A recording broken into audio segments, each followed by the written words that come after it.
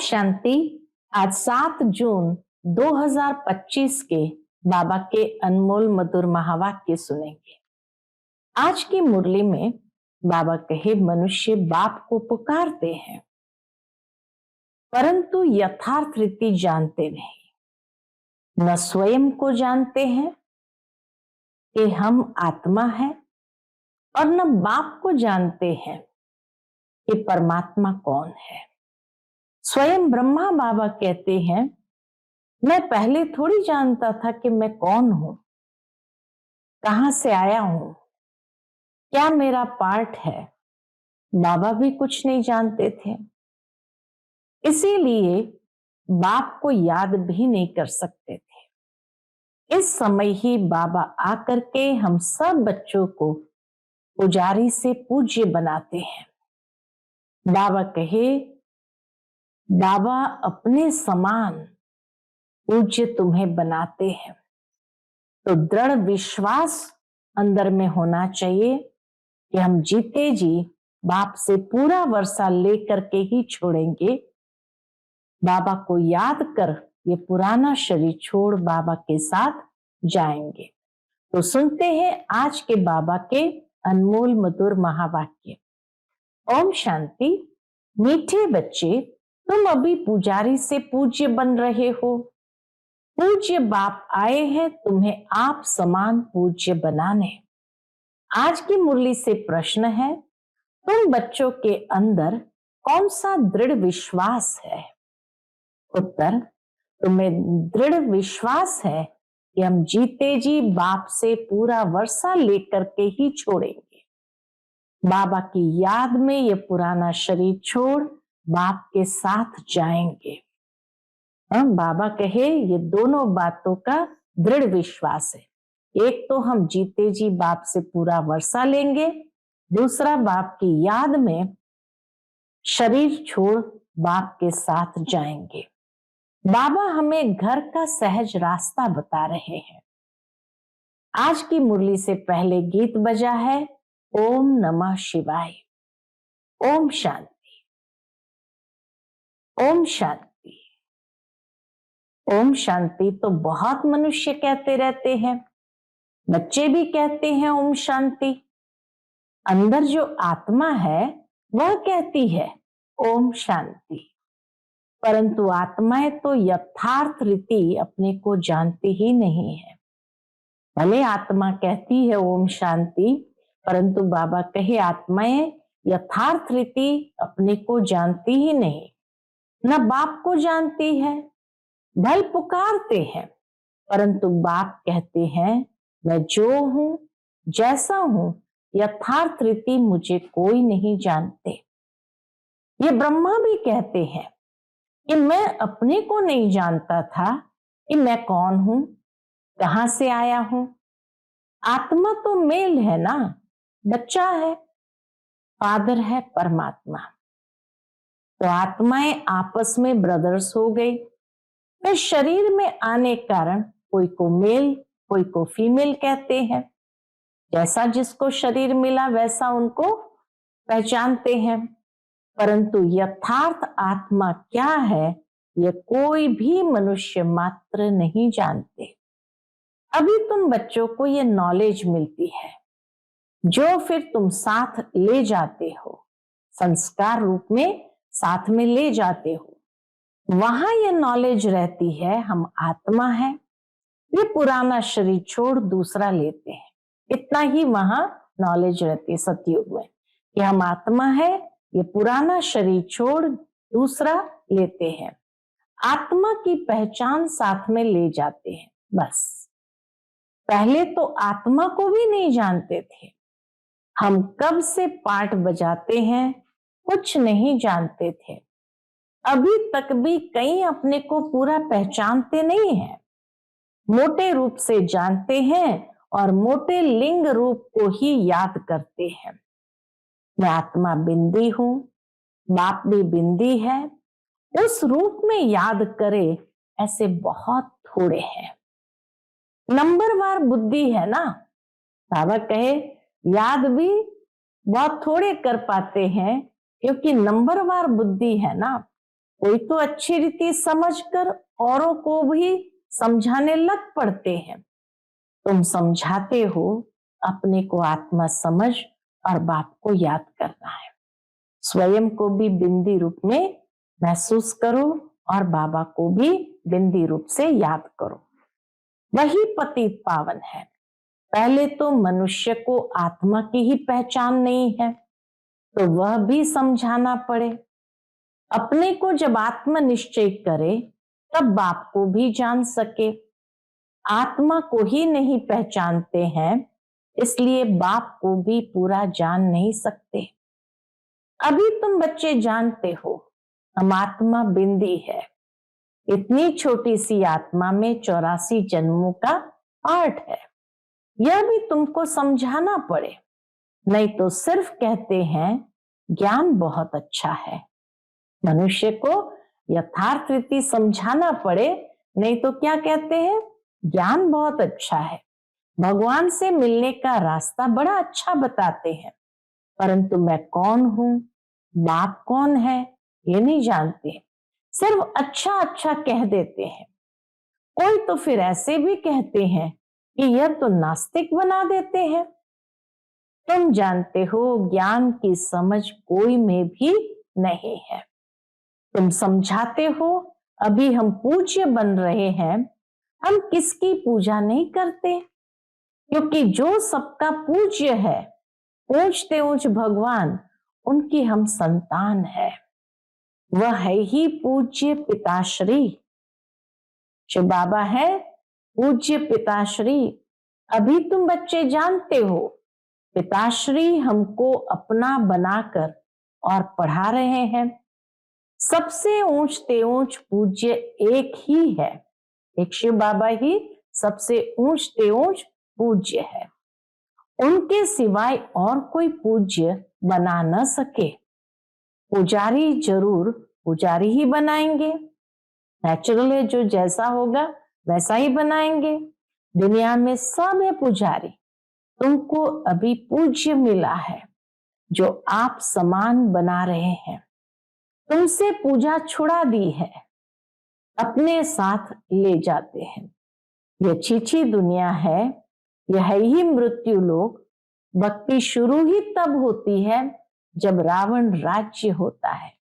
बाबा कहे भक्ति शुरू ही तब होती है जब रावण राज्य शुरू होता है। पूज्य से पुजारी बन जाते हैं, फिर पुजारी से पूज्य बनाने के लिए बाप को आना पड़ता है। अभी तुम पूज्य देवता बन रहे हो, आत्मा शरीर द्वारा पाठ बजाती है। अभी बाप हमको पूज्य देवता बना रहे हैं।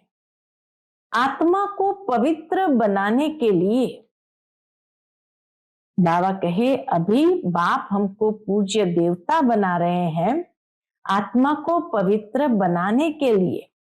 तो तुम बच्चों को युक्ति दी है। क्या युक्ति दी है? बाप को याद करने से ही तुम पुजारी से पूज्य बन जाएंगे, क्योंकि वह बाप है सर्व का पूज्य। जो आधा कल्प पुजारी बनते हैं, वह फिर आधा कल्प पूज्य बनते हैं। यह भी ड्रामा का पार्ट है। ड्रामा के आदि मध्य अंत को कोई भी नहीं जानते। अभी बाप द्वारा तुम बच्चे जानते हो और दूसरे को भी समझाते हो। पहली पहली मुख्य बात यह समझानी है, अपने को आत्मा बिंदी समझो।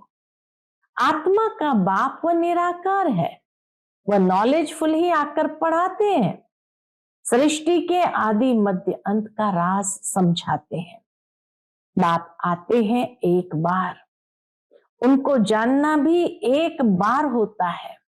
आते भी एक ही बार संगम युग पर है। पुरानी पतित दुनिया को आकर पावन बनाते हैं। अभी बाप ड्रामा प्लान अनुसार आए हैं। बाबा आए हैं लेकिन ड्रामा प्लान अनुसार आए हैं, कोई नई बात नहीं है। कल्प कल्प ऐसे ही आता हूं। बाबा कहे कोई नई बात नहीं, हर कल्प में ऐसे ही आता हूं, एक सेकंड भी आगे पीछे नहीं हो सकता है। तुम बच्चों के दिल में जचता है कि बरोबर बाबा हम आत्माओं को सच्चा ज्ञान दे रहे हैं, फिर कल्प बाद भी बाप को आना पड़ेगा। बाप द्वारा जो इस समय जाना है वह फिर कल्प बाद जानेंगे। यह भी जानते हैं अब पुरानी दुनिया का विनाश होगा, फिर हम सतयुग में आकर अपना पाठ बजाएंगे, सतयुगी स्वर्गवासी बनेंगे। यह तो बुद्धि में याद है ना। याद रहने से खुशी भी रहती है। स्टूडेंट लाइफ है ना, हम स्वर्गवासी बनने के लिए पढ़ रहे हैं। यह खुशी स्थायी रहनी चाहिए। जब तक स्टडी पूरी हो, बाप समझाते रहते हैं कि स्टडी पूरी तब होगी जब विनाश के लिए सामग्री तैयार होगी। फिर तुम समझ जाएंगे आग जरूर लगेगी। बाबा कहे सारी विनाश की सामग्री तैयार है, फिर तुम समझ जाएंगे आग जरूर लगेगी। तैयारियां तो होती रहती है ना, एक दो में कितना गर्म होते रहते हैं। चारों तरफ भिन्न भिन्न प्रकार की सेनाएं हैं, सब लड़ने के लिए तैयार होते रहते हैं। कोई न कोई अटक ऐसी डालते जो लड़ाई जरूर लगे। कल्प पहले मुआफिक विनाश तो होना ही है। तुम बच्चे देखेंगे, आगे भी बच्चों ने देखा है, एक चिंगारी से कितनी लड़ाई लगी थी। एक दो को डराते रहते हैं कि ऐसा करो नहीं तो हमें ये बॉम्ब्स हाथ में उठाने पड़ेंगे। मौत सामने आ जाता है तो फिर बनाने के सिवाय रह नहीं सकते। जब मौत सामने आ गए तो बाबा कहे बॉम्ब्स बनाने के सिवाय रह नहीं सकते हैं। आगे भी लड़ाई लगी थी तो बॉम्ब्स लगा दिए। भावी थी ना, अभी तो हजारों बॉम्ब्स है। तुम बच्चों को ये जरूर समझाना है कि अभी बाप आया हुआ है, इसलिए सबको वापस ले जाने। सब पुकार रहे हैं ए पतित पावन आओ, इस छीछी दुनिया से हमको पावन दुनिया में ले चलो। तुम बच्चे जानते हो पावन दुनिया है दो, कौन सी? मुक्ति और जीवन मुक्ति। सबकी आत्माएं पवित्र बन मुक्ति धाम चली जाएंगी। यह दुख धाम विनाश हो जाएगा, जिसको मृत्यु लोक कहा जाता है। पहले अमर लोक था, फिर चक्कर लगाए, अब मृत्यु लोक में आए हो। फिर अमर लोक की स्थापना होती है, वहां अकाले मृत्यु कोई होती नहीं, इसलिए उनको अमर लोक कहा जाता है। शास्त्रों में भी भल अक्षर है, परंतु यथार्थ रीति कोई भी समझते नहीं है। यह भी तुम जानते हो। क्या जानते हैं? अब बाबा आया हुआ है, मृत्यु लोक का विनाश जरूर होना है, यह 100% सर्टन है। बाप समझा रहे हैं कि अपनी आत्मा को योग बल से पवित्र बनाओ। जितना बाबा को याद करते जाएंगे, आत्मा पवित्र बनती जाएंगी। मुझे याद करो तो विकर्म विनाश हो जाएंगे, परंतु यह भी बच्चे याद नहीं कर सकते हैं। बाप से वर्षा अथवा राजाई लेने में मेहनत तो चाहिए ना। जितना हो सके याद में रहना है, अपने को देखना है कितना समय हम याद में रहते हैं और कितनों को याद दिलाते हैं। मन मना भव, इनको मंत्र भी नहीं कहा जाए। बाबा कहे मन मना भव, इनको मंत्र भी नहीं कहा जाए, यह है पाप की याद। दे अभिमान को छोड़ देना है। तुम आत्मा हो, यह तुम्हारा रथ है, इससे तुम कितना काम करते हो। सतयुग में तुम देवी देवता बन कैसे राज्य करते हो, फिर तुम यही अनुभव पाएंगे। उस समय तो प्रैक्टिकल आत्म अभिमानी रहते हैं। सतयुग में तो प्रैक्टिकल आत्म अभिमानी रहते हो। आत्मा कहेगी हमारा ये शरीर बुरा हुआ है, यह छोड़ नया लेंगे। दुख की बात ही नहीं है। यहाँ तो शरीर न छूटे उसके लिए भी कितने डॉक्टर्स की दवाइयां आदि कि मेहनत करते हैं। तुम बच्चों को बीमारी आदि में भी पुराने शरीर से कभी तंग नहीं होना है। क्यों? क्योंकि तुम समझते हो इस शरीर में ही जी करके बाप से वर्षा पाना है। शिव बाबा की याद से ही पवित्र बन जाएंगे, यह है मेहनत। परंतु पहले तो आत्मा को जानना पड़े। मुख्य तुम्हारी है याद की यात्रा। याद में रहते रहते फिर हम चले जाएंगे मूल वतन, जहां के हम निवासी है, वही हमारा शांति धाम है। हम बाबा कहे मूल वतन ही हमारा शांति धाम है। शांति धाम सुख धाम को तुम ही जानते हो और याद करते हो, और कोई नहीं जानते। जिन्होंने कल्प पहले बाप से वर्षा लिया है वही लेंगे। मुख्य है याद की यात्रा। भक्ति मार्ग की यात्राएं अब खत्म होनी है। भक्ति मार्ग ही खलास हो जाएगा। भक्ति मार्ग क्या है? जब ज्ञान हो तब समझे। समझते हैं भक्ति से भगवान मिलेगा। भक्ति का फल क्या देंगे? कुछ भी पता नहीं।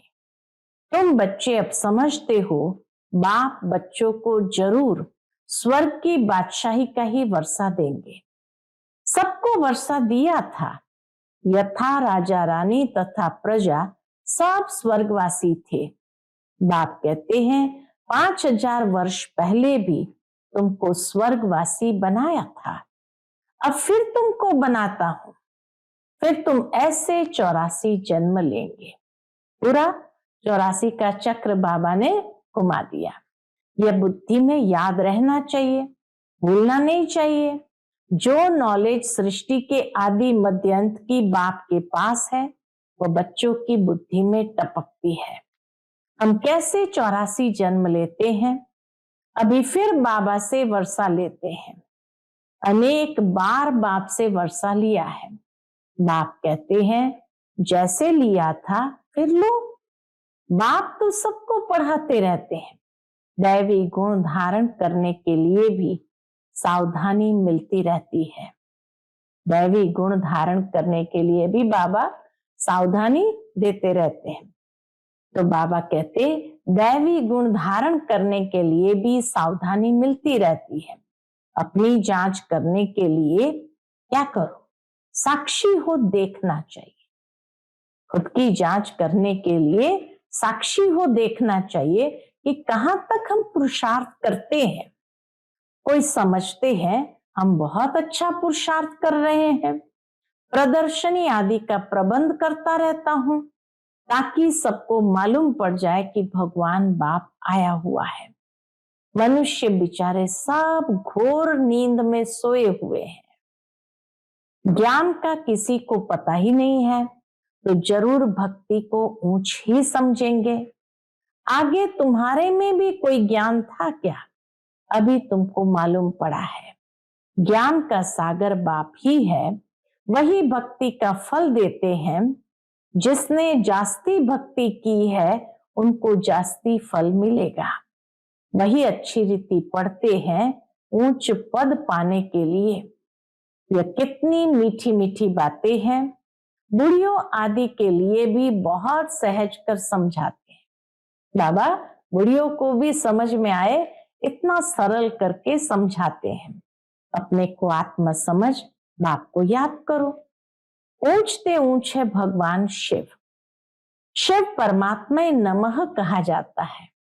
वह कहते हैं माम एकम याद करो तो तुम्हारे विकर्म विनाश हो। बस और कोई तकलीफ नहीं देते हैं। बस बाबा को याद करो ताकि विकर्म विनाश हो, और कोई तकलीफ बाबा नहीं देते हैं। आगे चल शिव बाबा को भी याद करने लग पड़ेंगे। सभी मनुष्य आत्माएं भी शिव बाबा को भी याद करने लग पड़ेंगे। वर्षा तो लेना है, जीते जी बाप से वर्षा लेकर ही छोड़ेंगे। शिव बाबा की याद में शरीर छोड़ देते हैं तो वह फिर संस्कार ले जाते हैं। स्वर्ग में जरूर आएंगे। जितना योग उतना फल मिलेगा। मूल बात है चलते फिरते जितना हो सके याद में रहना है, अपने सिर से बोझा उतारना है, सिर्फ याद चाहिए और कोई तकलीफ बाप नहीं देते हैं। जानते हैं आधा कल्प से बच्चों ने तकलीफ देखी है। कितना रहमदिल बाबा है।